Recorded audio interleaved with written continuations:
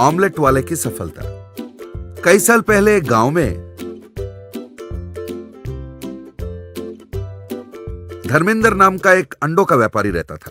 उसका एक बेटा था जिसका नाम था चिटकू। चिटकू बहुत चालाक लड़का था। धर्मेंद्र हर रोज अपने ट्रॉली में अंडे भरता था, उन्हें ले जाकर दुकानों में बेचता था और उनसे पैसे लेता था।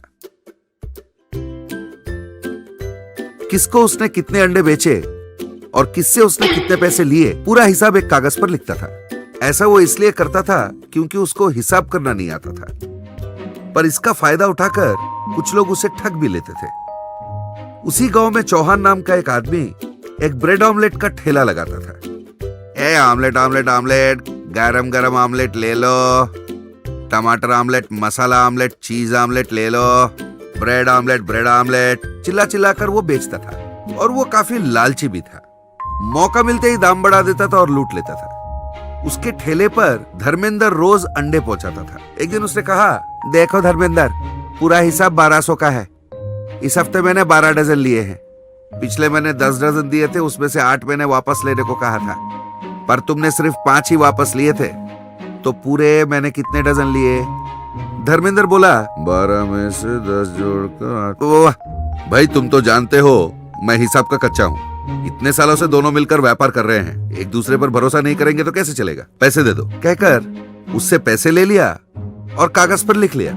उस दिन रात को वो घर पर बैठकर एक हाथ में पैसे लेकर कागज पर हिसाब देख के बोला, अरे ये क्या, हर रोज हिसाब से पैसे कम क्यों पड़ रहे हैं? ऐसा हो क्यों रहा है? उसने कहा। तो चिटकू बोला, क्योंकि आपको हिसाब करना नहीं आता इसलिए, और हर हफ्ते कोई ना कोई आपको ठग लेता है। नुकसान होने पर भी आप धंधा कैसे चला रहे हो, मुझे समझ में नहीं आ रहा है। दीजिए, आज किसने कितना कितना दिया, किसको आपने कितने डजन बेचे, सब लिख के रखा है ना, वो कागज मुझे दिखाइए। वो बोला। फिर धर्मेंद्र से कागज लेकर खुद हिसाब करके चिटकू ने कहा, आज तो सब पैसे ठीक ठाक दे दिए, पर वो ऑमलेट बेचने वाला चौहान ने कम दिया है। दूसरे दिन दोनों चौहान के ठेले के पास आ पहुंचे। धर्मेंद्र बोला, भाई आपने जब भी पैसे दिए हैं मैंने कभी हिसाब नहीं लगाया, पर कल आपने पैसे कम दिए। शायद आपसे कोई गलती हो गई होगी भाई, एक बार देख लो। चौहान बोला, ए क्या उल्टा सीधा बके जा रहा है, तुझे हिसाब करना आता नहीं, ऊपर से कहता है मैंने कम दिए हैं। भला चाहता है तो माफी मांग ले, वरना तेरी हालत में बिगाड़ दूंगा। चिटकू बोला, माफी मेरे पापा को नहीं, आपको मांगना चाहिए। पहले इज्जत से बात करना सीख लीजिए। ये देखिए आपने कितने अंडे के कितने पैसे दिए हैं, पूरा हिसाब है यहाँ। पापा को हिसाब नहीं आता तो आप ठग लोगे, शर्म नहीं आती? गुस्से में चौहान बोला, धर्मेंद्र तेरा बेटा कुछ ज्यादा ही बोल रहे, देख अंडे बेचकर गुजारा करता है और इतना अहंकार। अरे इतना बड़ा व्यापार करता हूँ, मुझे कितना अहंकार होना चाहिए?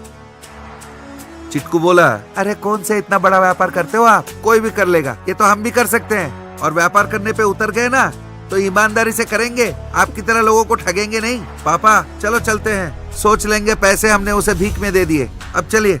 घर पहुंचकर धर्मेंद्र ने कहा, बेटा आराम से अंडे बेचने का धंधा कर रहा हूँ मैं, अब ये नया व्यापार शुरू करना जरूरी है क्या? चिटकू बोला, पापा आप कितने सरल हो, जिंदगी में हो चाहे व्यापार में हो, बदलाव की जरूरत होती है। तुम उसे एक अंडा 3 रुपए में बेचते हो और उसी का वो ऑमलेट बनाकर 10 रुपए में बेचता है।